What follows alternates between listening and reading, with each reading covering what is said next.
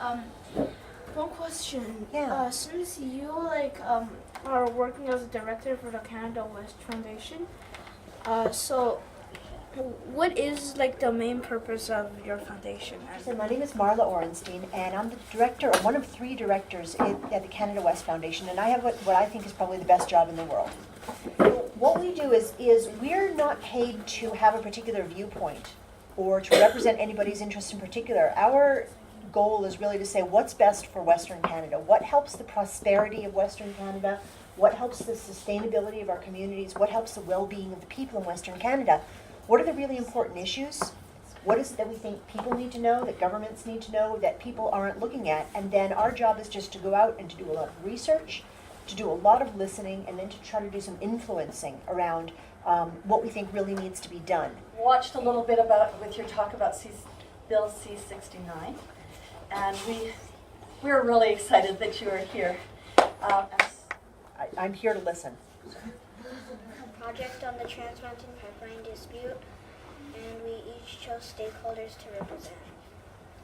Each student analyzed the stakeholder and analyzed what their point of view, assumptions, and decisions were.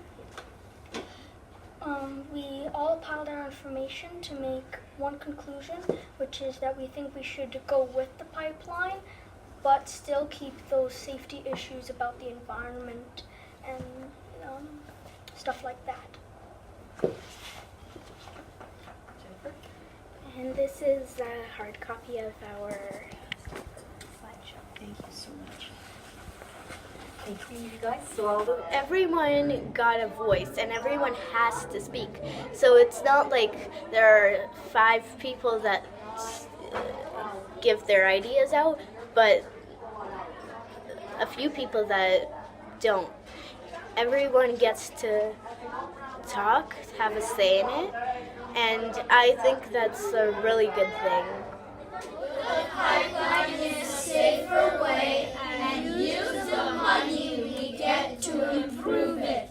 Technically, we are not making more oil, we are just selling it at a higher price. There you go. So, what is your point of view, and what is your reason for your point of view? Okay. Like, what is your Your what own is your personal recommendation? one. Yeah. Yep. So you've done your own research. You've heard what you've had to say. You've heard what everybody else has to say. Now, what do you, as a person, think? This pipeline, yes or no? And what's the most? And knowing that it's complex, what's the most important thing that's helping make that decision? Okay. Jennifer. So Most of our families are like average families, not really rich or anything, and we will be losing jobs if the pipeline doesn't go through. And if it does, we'll get more jobs, either primary, secondary, or tertiary. Oh, you're hired on the spot. Okay, great. So we're not actually casting any judgments. Each person has been asked what their thinking is.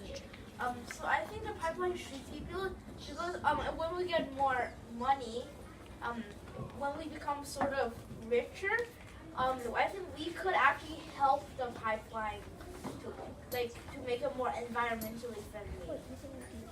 I don't really think, I think the animals are more important than we are. I don't think we're really supposed to be here. It's like at dinosaur time, when there were dinosaurs and then a random dragon comes in. Like dragons aren't supposed to be here. So Because pipelines are confusing, and there's a lot of right answers, and there's a lot of wrong answers, but there's no one right answer and one wrong answer, which is what makes it really interesting.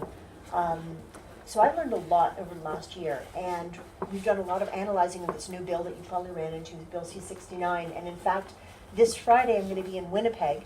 I'm going to be speaking to the Canadian Senate that is going to be voting on whether or not C-69 should pass and with what amendments. So I have a lot of appreciation for the viewpoints that you're going to bring out now. I think it's a really complex issue. And what I'll be doing on Friday is I make about a 5-minute opening statement, and then I sit there for another 55 minutes, and they get to ask me questions about whatever they want. I am terrified. I'm really nervous about this, but I can tell you that what you're saying today to me is something that will certainly color how I think about things, and so it draws that direct impact to what happens on Friday in front of the Senate. There may well be stuff that comes out of here today that are really good points that I think need to be brought forward to them. How can we bring adults on board? There you go.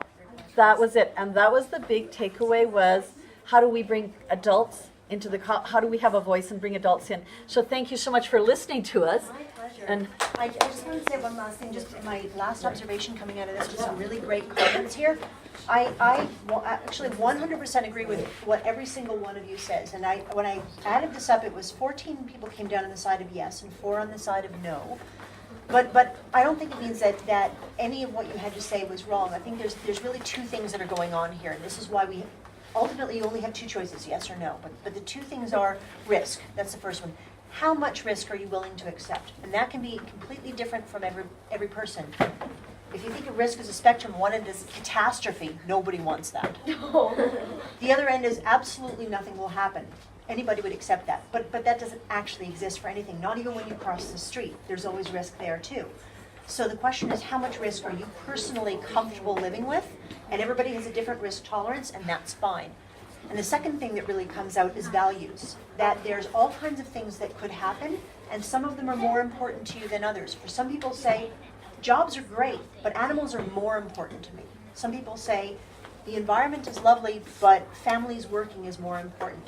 There's no right or wrong there. I think everybody wants all these things, but if we can't have them all at the same time, where do your values put things? How do you rank them? And it's really just interesting to hear the diversity of opinion here. It's exactly the same one that I hear in so many other conversations. These guys have nailed it in terms of what they've understood. that's great. Well, I really liked it because it gives students a chance to help, and it might bring a new perspective in.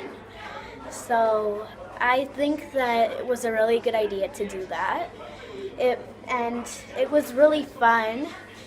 It also gave me a little window into what it was going to be like to be a grown-up. My favorite part of Six Social was being able to collaborate, but being free to do whatever I need as well, because that way I learn more and I get more results as well. It's not, when it's teacher directed, it might be a little more organized, but it wouldn't be directly my strengths. It would be just overall the classes.